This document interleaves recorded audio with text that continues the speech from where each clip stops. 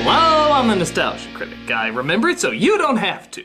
Are you sick of Frozen yet? Well, there's a lot of people, mostly kids, who clearly aren't. Around every corner you see another product of merchandise, another screen showing it, another playing of the soundtrack, it's all over the place. If you play Let It Go in a room full of kids, chances are every single one of them would start singing along.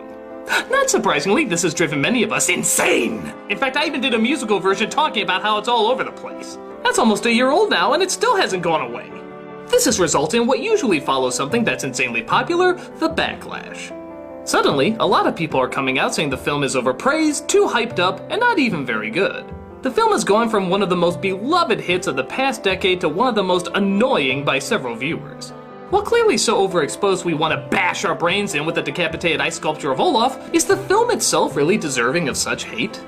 It still seems like a good movie. Not perfect, but few if any films are. So why all the hatred towards the film as opposed to the overexposure of it? I mean, everybody left and right used to praise this, and now it seems to be working towards the other direction.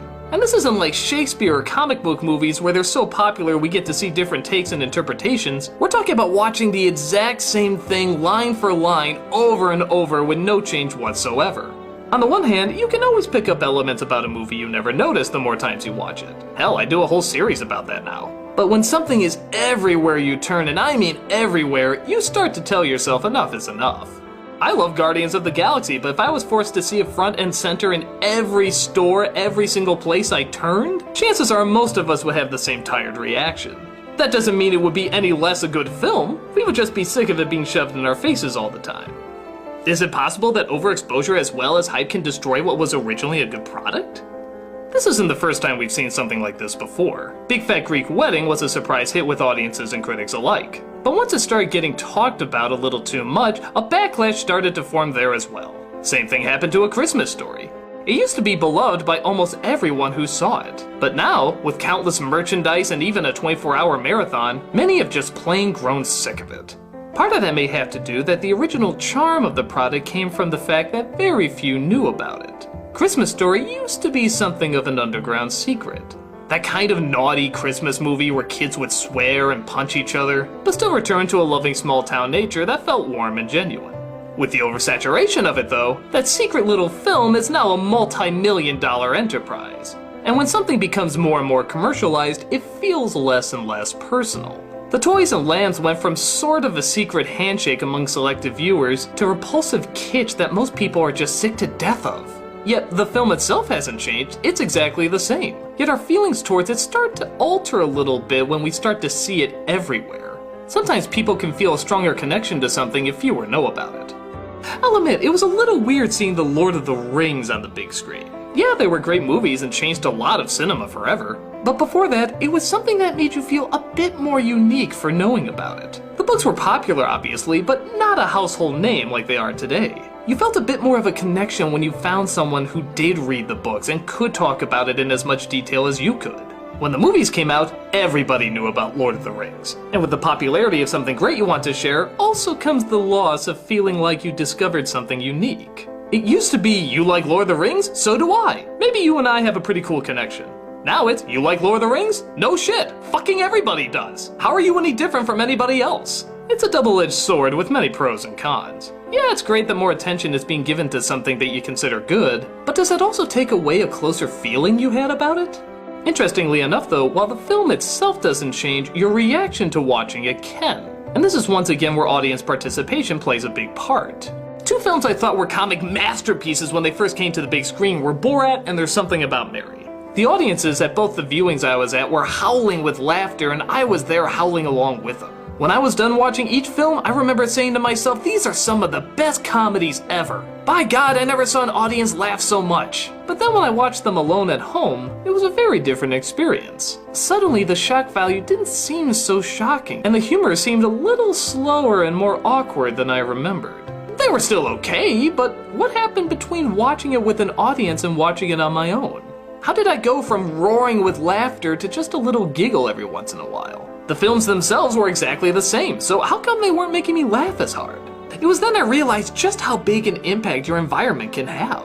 Borat plays great to a crowd because its jokes are shocking enough to get a big laugh, but also slow enough so that you don't miss any of the jokes that follow. But on its own, the shock value isn't as offensive because you're not surrounded with as many people laughing along with it. Sharing an experience with a crowd where you know something is wrong, but you're gonna laugh along with it anyway. You feel kinda naughty for doing so, but you're doing it with a group, and therefore it feels much bigger and much grander. But when you're watching it on your own, not only is the experience gone, but the pacing seems kinda weird because they left in a lot of long pauses where the laughter is supposed to go. So now the movie seems kinda slower and not as quick because there's not as many distractions with the crowd.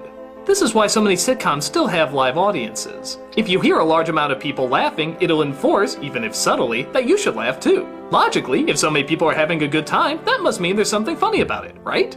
How less funny would these sitcoms be if they took out all that laughter? Some can still hold up, but a lot of them really rely on it. As we discover, certain movies do too.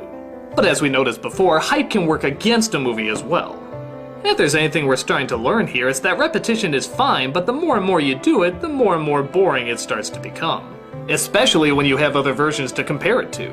John Cleese still stands by that Fierce Creatures is not a bad film, but because they used the same cast as the Oscar-winning Fish Called Wanda, it was hated and despised by audiences and critics alike. So, hype and overexposure can be helpful, but sadly it can kind of be unfair. It can affect us in ways that we're consciously not even aware of. It can change our reaction to a second viewing even if the movie hasn't changed at all. But something that should also be picked up very quickly is that people always want to make a big deal out of something. Remember when Twilight was everywhere? Remember when Transformers was everywhere? Remember when Jim Carrey's Grinch was everywhere? Yeah, remember kids, Christmas isn't bought at a store. Now please buy our board game, toys, and a whole bunch of other shitty merchandise. Yeah, you couldn't escape it for a while. But that's my point. There's always going to be something people are going to obsess over for a long period of time. So I suppose all we can really do is hope that the obsession is over something good rather than over something bad. With that said, I'd much rather take this shit over this shit any day. I'd much rather watch Elsa build a castle than Bella and Edward kiss. I'd much rather see Ralphie and his mother bond than see Jim Carrey forcing a guy to kiss a dog's ass. I'd much rather see Luke Skywalker destroy the Death Star than Michael Bay jerking off to his boy toys. And sure, we'll start to get tired of seeing them everywhere, but we should be happy we appreciated something that had so much creativity to begin with. Years ago, people were sick of seeing Lion King everywhere. Now it's a movie most people wouldn't dream of being without. Remember how everyone wouldn't shut up about The Dark Knight? But now, you put on every once in a while, and it's still a good flick. We're gonna go through a love and hate relationship of anything that gets popular. But it's good to know that for every terrible piece of crap that becomes a phenomenon, there's something intelligent and inspiring that's waiting to become just as popular. If you're gonna be sick of something you're gonna see over and over, just pray it's something you at least kind of liked to begin with. I'm the Nostalgia Critic Guy, remember it so you don't have to.